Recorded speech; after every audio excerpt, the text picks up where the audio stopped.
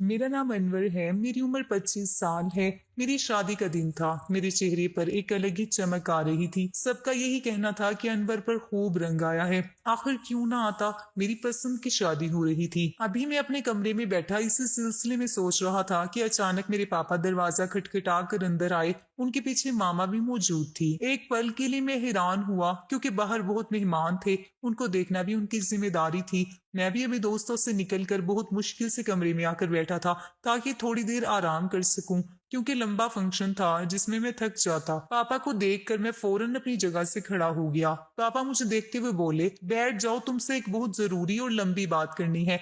मैं हैरान हुआ। मामा के चेहरे के रंग भी उड़े हुए थे। मेरा दिल बुरी तरह से घबरा गया था। शादी के दिन चल रहे थे। अगर कोई ऊंच नीच हो जाती तो बहुत बड़ा मसला पैदा हो सकता था।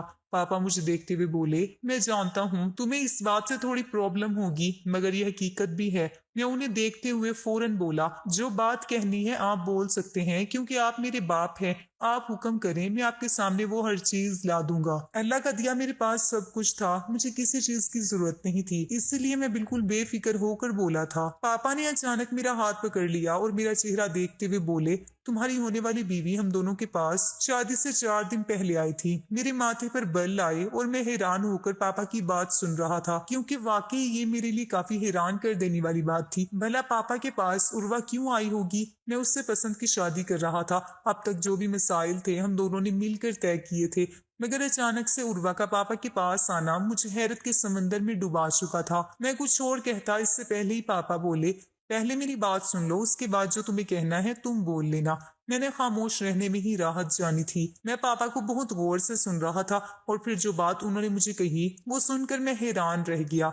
मैं पापा को फटी फटी निगाहों से देखने लगा कि ऐसा कैसे हो सकता है। मेरे और उर्वा के बीच ऐसी कोई बात नहीं हुई थी। हमने ऐसी कोई डील नहीं की थी। मैं मरते दम तक भी इस चीज के लिए हाँ नहीं बोल सकता था, क्योंकि ये सारी जिंदगी का मामला था। मुझे चुप देखकर मेरी मामा ने कंधे पर हाथ रखा था और मोहब्बत से बोली थी, देखो बेटा, शुरू में मुझे भी ये बात बुरी लगी थी, क्योंकि ये बात बहुत ही नासमझ वाली है, मगर तुम्हारी बीवी अब तुम्हारी है, उसके मसाइल भी तुम्हारे हैं, इसलिए तुम्हें समझौता करना ही पड़ेगा। उसका तुम्हारे सिवा कोई नहीं है। तुमने ही ये लड़की पसंद की है, तो अब ये सब चीजें तुम्हें बर्दाश्त करनी पड़ेंगी। जबकि मैं बिल्कुल चुप हो गया था। उर्वा ने मुझसे ऐसी कोई बात क्यों नहीं की। मैं सिर्फ ये सोच रहा था।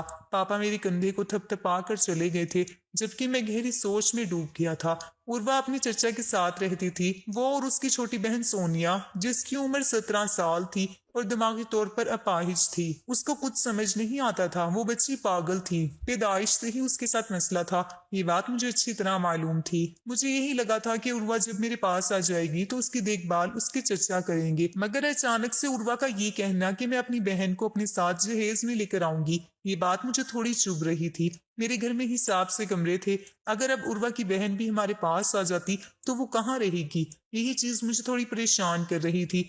थोड़ी देर और गुजरी थी जब अचानक मेरा मोबाइल रिंग हुआ। मैंने फौरन मोबाइल उठाया क्योंकि उर्वा की ही कॉल थी। वो कुछ कहती इससे पहले ही मैं बोला था, ये तुम क्या बात करके गई हो पापा से। वो मेरे पास आकर किस तरह की बातें कर रहे हैं। हमारे बीच तो ऐसी कोई डील नहीं हुई थी। मैं कुछ और कहता इससे पहले ही उर्वा बोली, मैं जानती हूँ अनवर, तुम्हें ये बात बर्दाश्त नहीं हो रही होगी, लेकिन मैं मजबूर हूँ। मेरी बहन का मेरे अलावा और कोई नहीं है। मैं चचा के पास अपनी बहन को कैसे छोड़ दूं। वो जवान है, मेरे अलावा उसका कोई ख्याल नहीं रख सकता। तुम मेरी बात समझने की कोशिश करो। अगर तुम ये मांग पूरी नहीं कर सकते तो माफ करना, मैं ये शादी भी नहीं कर सकती, क्योंकि मेरी सिर्फ यही एक शर्त है। ये बोलकर उसने मोबाइल रख दिया था। 3 दिन बाद मेरी शादी थी और इस तरह की बात सुनकर मैं झटके में आ गया था। काफी देर तक मैं सर पकड़कर यही सब सोचता रहा और फिर अचानक मेरी आंखों में चमक आई थी। कुछ सोचकर मैंने अपना सर हाँ में हिलाया था। अगर ऐसा हो जाता तो मेरा बहुत फायदा हो जाएगा। मैंने दिल ही दिल में एक बेहतरीन चाल तैयार कर ली थी। एक पल के लिए मुझे शर्म आई थी कि मुझे ऐसा नहीं करना चाहिए। उर्वा से मैं मोहब्बत करता हूँ और उर्वा सोनिया से मोहब्बत करती है, लेकिन मुझे अपना फायदा भी देखना था और इस मुसीबत से छुटकारा भी चाहिए था। मैंने उर्वा को एक छोटा सा मैसेज टाइप किया था, मेरी जान, तुम्हारे लिए जान भी हाजिर है, इसीलिए मुझे तुम्हारी शर्त मंजूर है। ये बोलकर मैं बाहर आ गया था। मामा पापा को भी मैंने इशारे से हाँ बोल दिया था। मैं सीधा चुपचाप अपने दोस्तों के बीच जाकर बैठ गया था। घर में शोर शराबा हो रहा था, एक अलग ही शोर शराबे का आलम था। कोई बातें कर रहा था, कोई डांस कर रहा था, तो कोई खाना खा रहा था। सबकी अपनी अपनी जरूरत थी, जबकि मैं गहरी सोच में डूबा हुआ था। जल्द ही मैं बहुत आगे जाने वाला था। मुझे अपनी मंजिल साफ नजर आ रही थी। वक्त धीरे धीरे गुजरता चला गया था। 3 दिन कैसे गुजरे कुछ पता ही नहीं चला था। आज मेरी शादी का दिन था। आज मैं उर्वा को ब्याह कर अपने पास लेकर आने वाला था। लेकिन उससे ज्यादा खुशी मुझे सोनिया के आने की थी, क्योंकि जो मैं सोच रहा था अगर वो हो जाता तो मेरा बहुत फायदा था। मैं बारात लेकर मैरिज हॉल पहुंचा तो लड़की वालों ने हमारा इस्तकबाल बहुत ही शानदार तरीके से किया था। फूल की पत्तियां बरसाई गई थी, चारों तरफ शोर शराबा हो रहा था।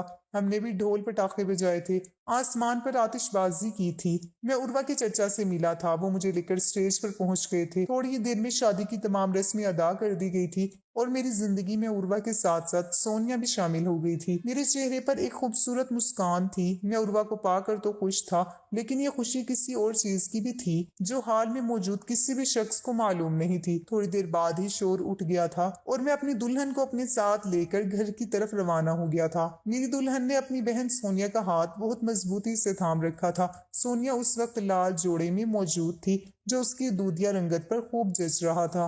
मेरी साली देखने वालों को अपनी तरफ बहुत मतवज्जो कर रही थी। अगर वो दिमागी तौर पर ठीक होती तो लड़कों पर कहर ढा देती। मैंने कई लड़कों को देखा था जो उसे घूर कर देख रहे थे। आखिर वो थी इतनी खूबसूरत। अभी अभी उसने जवानी की दहलीज पर कदम रखा था, ये रंग रूप तो आना ही था। हम घर पहुंचे तो मैंने अपनी बीवी का बहुत अच्छे तरीके से इस्तकबाल किया था। माँ ने कुछ रस्में की थी। उसके बाद मैं उर्वा का हाथ थामकर अपने कमरे की तरफ बढ़ चुका था।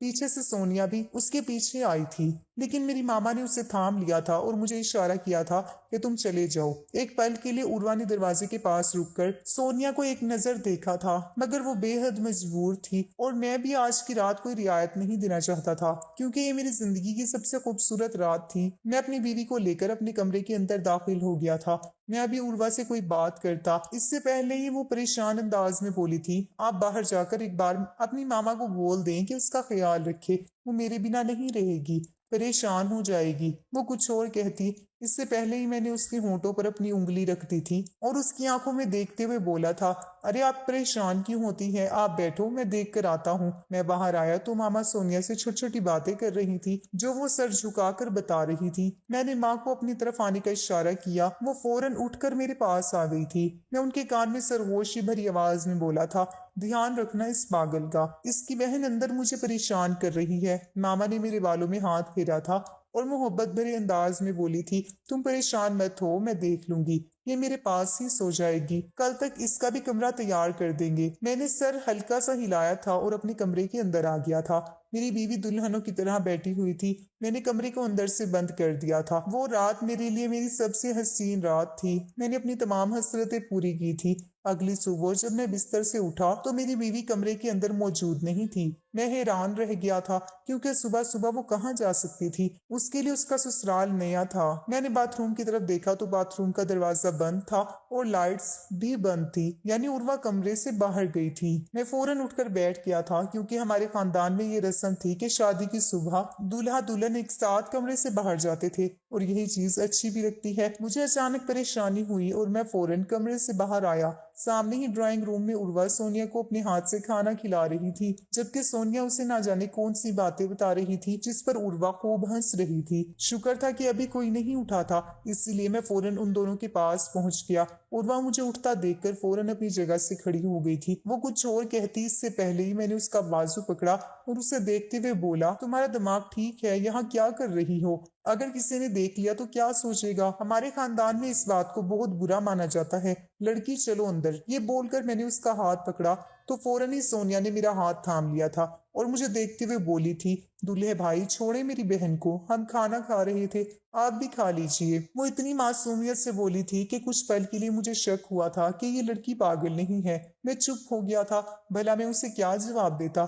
मैंने उर्वा को देखा था और उससे अंदर आने का इशारा करके कमरे के अंदर चला गया। मेरा दिमाग अजीब सी उलझन का शिकार था। क्या मुझे ये करना चाहिए था? वो लड़की बहुत मासूम थी, यही बात मेरे दिमाग में बार बार आ रही थी, जो मुझे परेशान कर रही थी। लेकिन मैं बेहद मजबूर था। मैं उर्वा के साथ उस लड़की को बर्दाश्त नहीं कर सकता था। मेरी शादीशुदा जिंदगी पर भी बहुत असर पड़ रहा था और मुझे मालूम था कि अभी तो मामा सोनिया को बर्दाश्त कर रही थी, लेकिन जैसे ही थोड़ा वक्त गुजर जाएगा उनकी आंखों में भी वो चुभना शुरू हो जाएंगी। और यही वजह थी कि मैं जल्द से जल्द उसे ठिकाने लगाना चाहता था।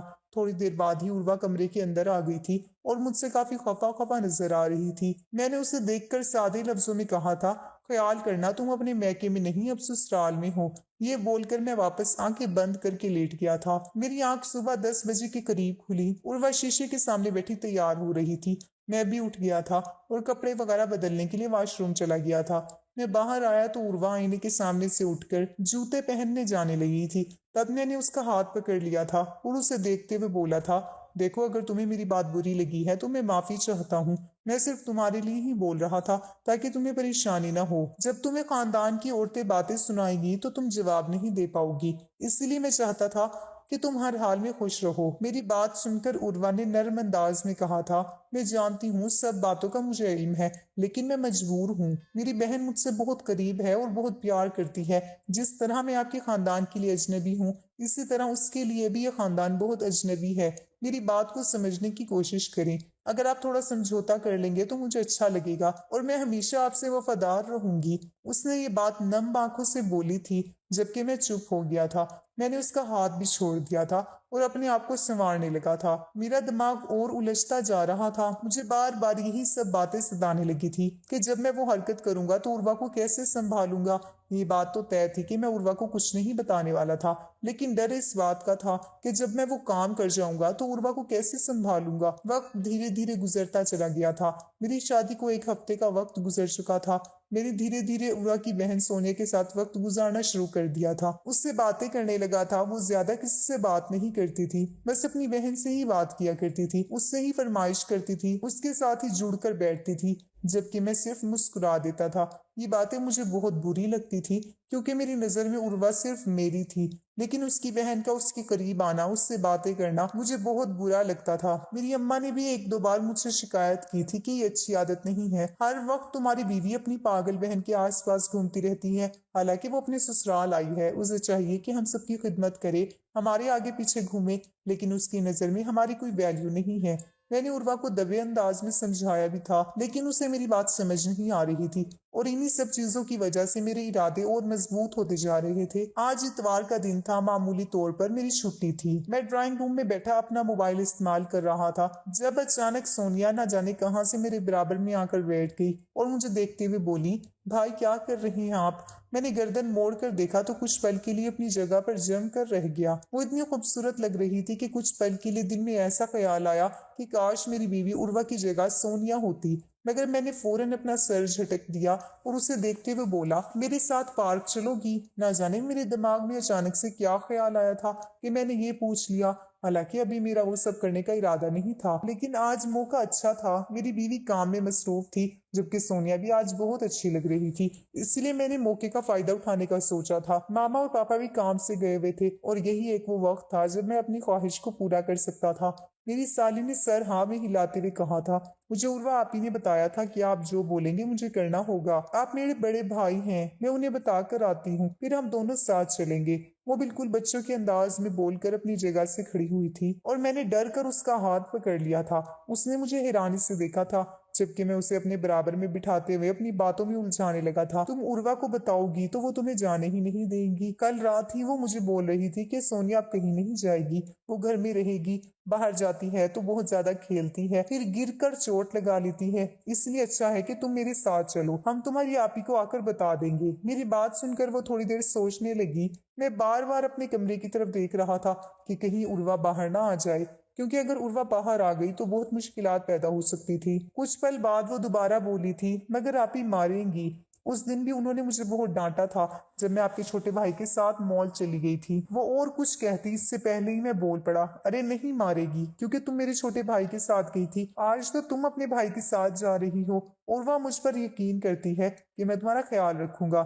चलो ना, हम चलते हैं। अगर तुम नहीं जा रही हो तो मैं फिर जा रहा हूँ। मैं फौरन ये बोलकर अपनी जगह से खड़ा हो गया। मैंने उसे ऐसी मुश्किल में डाल दिया था कि वो ना हाँ बोल पा रही थी और ना ही मना कर पा रही थी। उसने कुछ सोचकर सर हाँ में हिलाया और मेरा हाथ पकड़कर बाहर की तरफ बढ़ गई। मैंने दिल ही दिल में शुक्र अदा किया कि इसने दोबारा उर्वा से इजाजत मांगने की जिद नहीं की, क्योंकि अगर वो उर्वा से इजाजत मांगने की जिद कर लेती तो मेरे लिए बहुत मुश्किल पैदा हो सकती थी। मैं उसे लेकर गाड़ी में बैठ गया। मैंने फोन निकालकर अपने एक दोस्त को मैसेज कर दिया, क्योंकि मैं जिस जगह जा रहा था वहां पर इत्तला देना जरूरी था। मेरा दिल बहुत तेजी से धड़क रहा था। एक पल के लिए दिल में ख्याल आया कि रहने देता हूँ, फजूल में उर्वा परेशान हो जाएगी, इस बच्ची की जिंदगी भी तबाह हो जाएगी। लेकिन अगर मैं ये ना करता तो मेरी जिंदगी और मुश्किलों में पड़ सकती थी। मामा का दबाव, सबके ताने, और फिलहाल मुझे पैसों की भी जरूरत थी, और यही आखिरी बात थी जिसने मुझे किसी भी हालात से टकराने के लिए तैयार कर दिया। मैं सोनिया को लेकर शहर की तरफ रवाना हो गया। मेरे हाथ पांव अजीब तरह से कांप रहे थे। अचानक उर्वा का फोन आने लगा। मेरे हाथ पांव और ज्यादा सुन्न हो गए। मैंने सोनिया की तरफ देखा तो वो बाहर गाड़ियों को देखने में मसरूफ थी। मैंने फोन उठाकर कान पर लगा लिया। वो फौरन ही बोली, आप कहाँ पर हैं? आज तो हम दोनों ने शॉपिंग के लिए जाना था। सोनिया के कपड़े भी खत्म हो गए हैं, 2-4 सूट उसके भी लूंगी, आप जल्दी से आ जाएं। मैं फौरन बोला, हाँ मैं आ रहा हूँ, दोस्त की तरफ हूँ, तुम परेशान ना हो, थोड़ी देर में आता हूँ, फिर हम दोनों साथ चलेंगे। वो ये कहकर फोन रख चुकी थी। मैंने एक और निगाह सोनिया पर डाली और गाड़ी की रफ्तार को तेज कर दिया। एक लंबा सफर तय करने के बाद मैं एक ऐसी जगह पर पहुंच गया जहां से शरीफ लोग गुजरना भी अपनी तौहीन समझते हैं। बहुत ही गहमा गहमी वाली जगह थी। मैंने गाड़ी को पहले पार्क कर दिया और सोनिया को उतरने का इशारा किया। सोनिया मुझे देखते हुए बोली, हम कहाँ आ गए हैं? हम तो पार्क जाने वाले थे। वो कुछ और कहती इससे पहले ही मैं बोल पड़ा, अरे बुद्धू, ये पार्क ही है, आगे जाकर। यहाँ तो बहुत भीड़ हो रही है, मैं गाड़ी यहाँ से नहीं निकाल सकता, तुम उतरो। मैं उसे बहलाते हुए उतर गया और उसका हाथ थामकर सामने की तरफ बढ़ने लगा। वो बड़ी सी हवेली मेरी मुंतजिर थी। वहां खड़ी हुई तवाइफ मेरी राह तक रही थी। मेरा दिल अजीब से अंदाज में धड़क रहा था। कदम भारी हो गए थे। आज मैं अपनी 17 साल की साली को यहाँ कोठे पर बेचने आया था। इसके बदले मुझे एक मोटी रकम मिल सकती थी। ये लड़की हमेशा हमेशा के लिए मेरी जिंदगी से जा सकती थी, और यही कुछ बातें थी जो मुझे ये कदम उठाने पर मजबूर कर गई थी। मैं हवेली के करीब आया तो एक तवाइफ मुझे देखते हुए अपने पीछे आने का इशारा करके अंदर की तरफ बढ़ गई। सोनिया ने मेरा हाथ बहुत जोर से थाम रखा था। जैसे ही हम हवेली के अंदर दाखिल हुए तो सामने ही एक मास्टर बैठा हुआ था जो ढोल बजा रहा था। उसके बिल्कुल सामने 4 लड़कियां पाँव में घुंघरू पहनकर ढोल की ताल पर डांस कर रही थी। दूसरी तरफ कुछ औरतें बैठी हुई थी जो जोर जोर से हंसकर गा रही थी। सामने ही कोठे की मालकिन ताराबाई बैठी हुई थी। एक पल के लिए मेरे दिल को बुरा लगा कि सोनिया के साथ गलत हो जाएगा, क्योंकि यहाँ जिस तरह का काम होता था इस बात से मैं बहुत अच्छी तरह से वाकिफ था।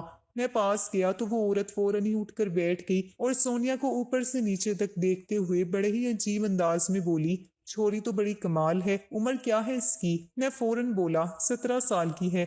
मेरी बात सुनकर ताराबाई के चेहरे पर मुस्कान फैल गई और वो खुश होते हुए बोली, यानी जवान है, इसके मैं तुझे सिर्फ 2 लाख दूंगी, इससे ज्यादा नहीं दे सकती। अगर इसने मुझे कमा कर दिया और मेरे काम आई तो तुझे पैसे और दूंगी, अगर नहीं तो फिर तू कौन मैं कौन।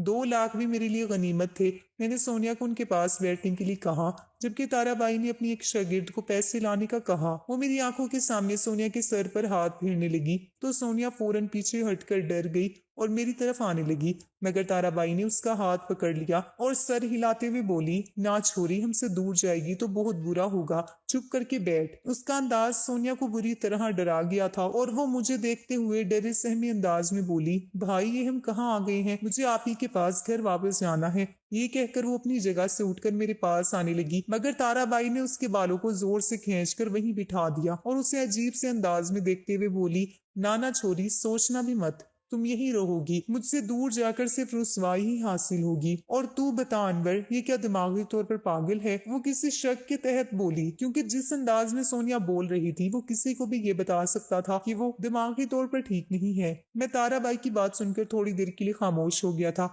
मगर सच बताना था, इसलिए मैंने धीरे धीरे उन्हें सच बताना शुरू कर दिया कि सोनिया मेरी साली है और मैं इसे इसलिए बेच रहा हूँ क्योंकि वो दिमागी तौर पर ठीक नहीं है। मेरी बात सुनकर ताराबाई फौरन बोली, हम ऐसी लड़कियों को नहीं लेते हैं, मगर ये देखने में बहुत खूबसूरत है, लेकिन हम तुम्हें इसका पूरा पैसा नहीं दे सकते। मैं फौरन बोला, भला ये क्या बात हुई? इसके दिमागी हालत के ठीक होने से क्या फर्क पड़ता है? मेरी बात सुनकर ताराबाई बोली, बहुत फर्क पड़ता है। ये सिर्फ नाच सकती है, ग्राहक का दिल बहला सकती है, लेकिन मोहब्बत भरी बातें नहीं कर सकती। इसलिए तुम्हें हम 2 लाख नहीं बस 1 लाख देंगे। अगर तुम्हें मंजूर है तो बोलो, वरना तुम्हारी मर्जी। ये बोलकर उन्होंने अपने मुंह में पान रख लिया, जिसका मतलब था कि वो आगे बात नहीं करेंगी। मैं थोड़ी देर वहीं खड़ा इन बातों के बारे में सोचता रहा। 1 लाख बहुत कम थे, मगर सोनिया से जान छूट रही थी। मेरी जिंदगी आसान हो जाती, वरना आगे बहुत मसले पैदा हो सकते थे।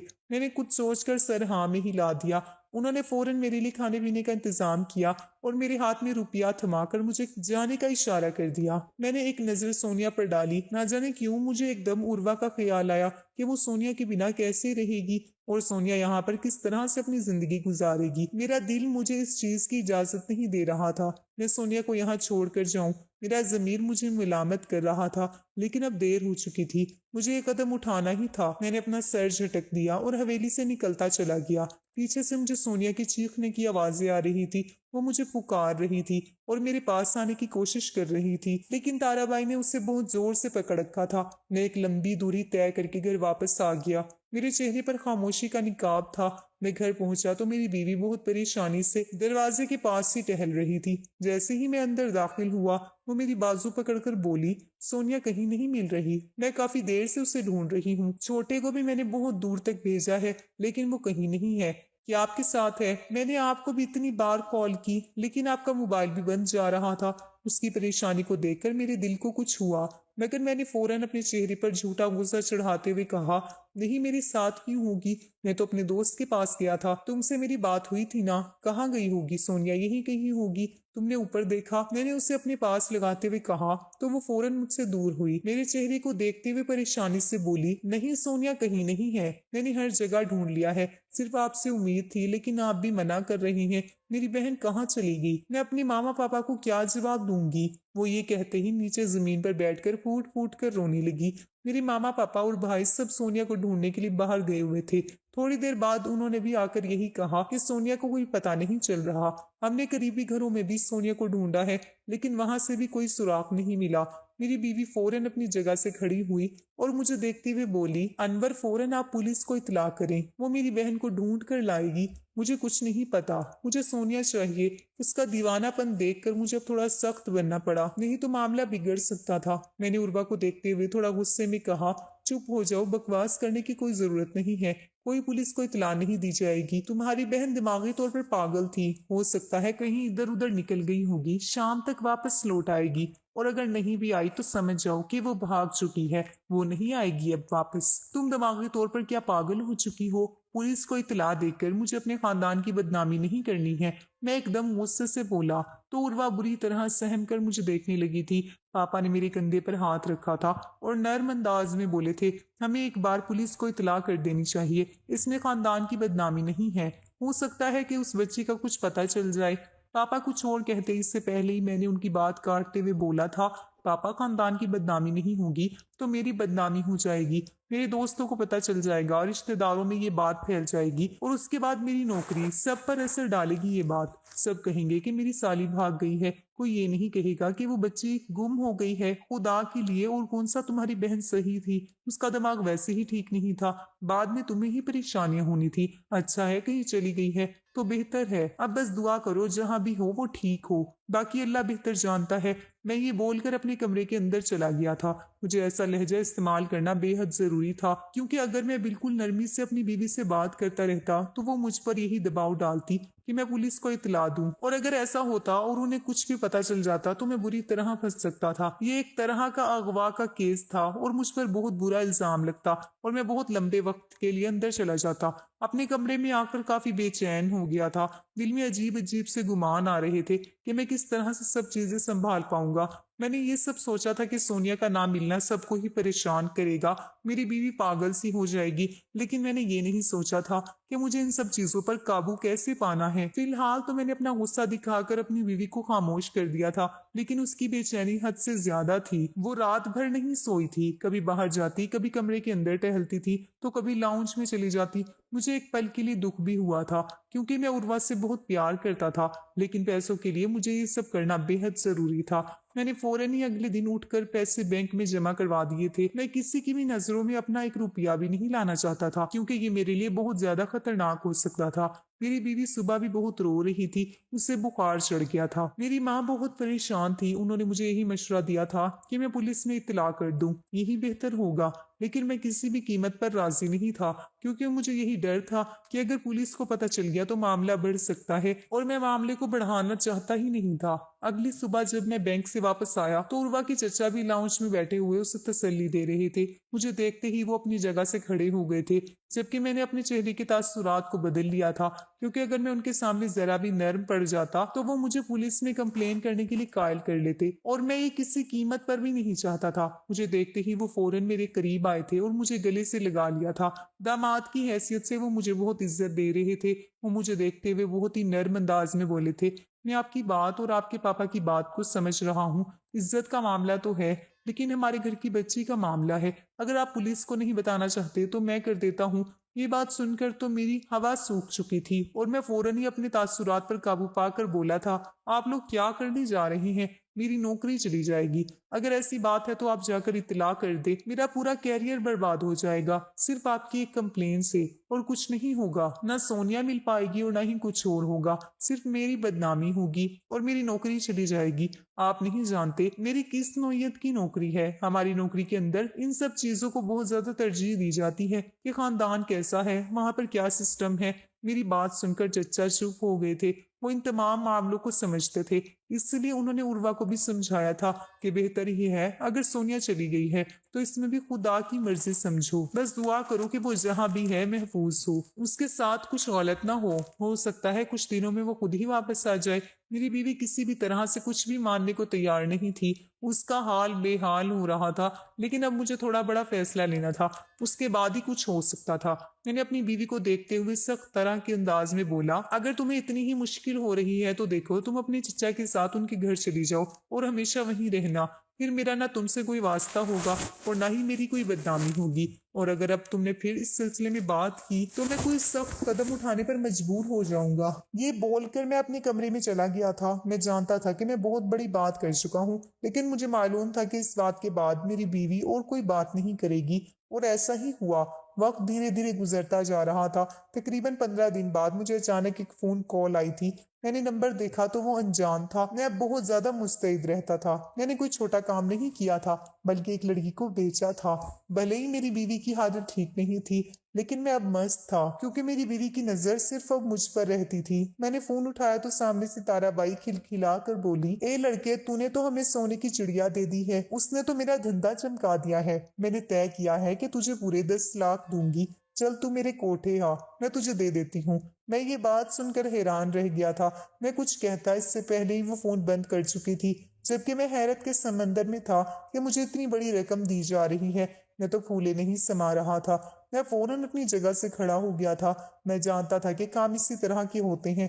जब लड़की पैसा कमा कर देना शुरू कर देती है तो ये कोठे वाले पैसे और ज्यादा देते हैं। इसीलिए मैं जल्द ही अपने सभी काम छोड़कर शहर की तरफ गामजन हो गया था। लेकिन मुझे ये बात मालूम ही नहीं थी कि वहां जाने के बाद मेरे साथ क्या होने वाला है, मैं किस मुश्किल में फंसने वाला हूँ। मैं जैसे ही वहां पहुंचा तो दरवाजे पर वही तवाइफ खड़ी हुई थी जो पहले दिन मुझे अंदर लेकर गई थी। वो मुझे देखते ही बोली, अरे आ गए बाबू, तुम चलो आओ अंदर, तुम्हारी ताराबाई बड़े जोर से इंतजार कर रही है। उसके अंदाज में अजीब सी मानी फैजी थी। दिल किया कि मैं अंदर ना जाऊं। ना जाने क्यों मेरी छठी हिस्स मुझे इशारा दे रही थी कि कुछ गलत है, मगर मैं फिलहाल पैसों की लालच में इतना अंधा हो चुका था कि मैं सारी चीजों को भूलकर उसके पीछे चल पड़ा था।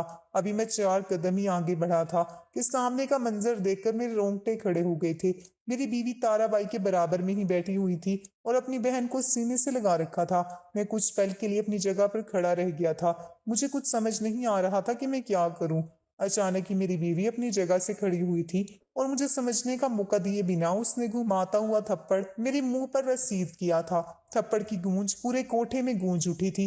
वो मेरा गिरीबान पकड़ते हुए बोली थी, तुम्हारी हिम्मत कैसे हुई मेरी बहन के साथ ये घिनौना खेल खेलने की? मैं तुम्हारा कत्ल कर दूंगी, बेशरम इंसान। खुदा तुम्हें बर्बाद करे। ये बोलते हुए उसने मुझे पीछे की तरफ धक्का दे दिया था। मैं नीचे जमीन पर गिरता इससे पहले ही मुझे दो पुलिस ने थाम लिया था।